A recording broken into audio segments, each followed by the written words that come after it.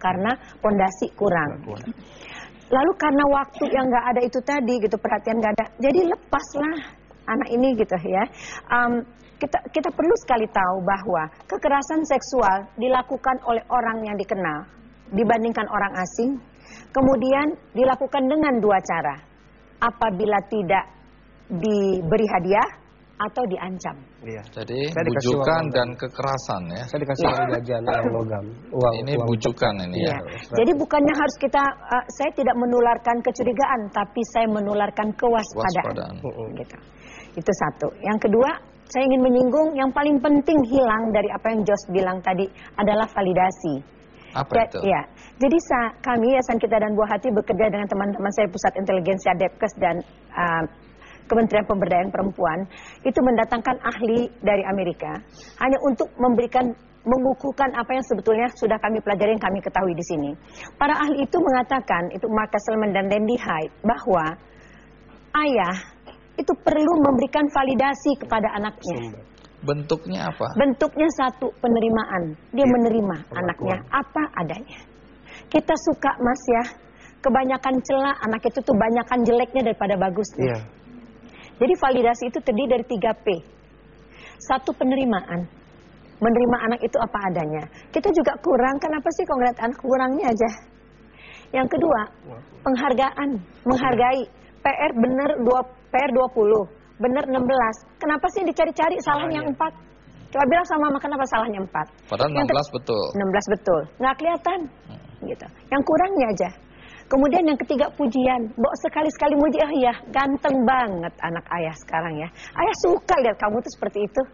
Sama, ibu perlu memuji anak laki-lakinya, ayah perlu memuji anak perempuannya, dan sebaliknya.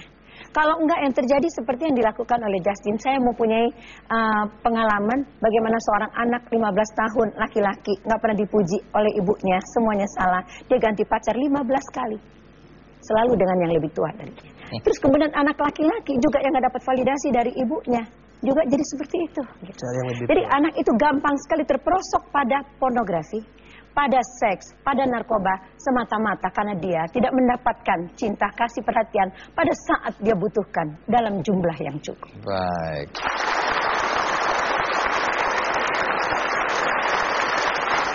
Lalu konkretnya upaya preventif apa yang harus atau sebaiknya dilakukan oleh para orang tua?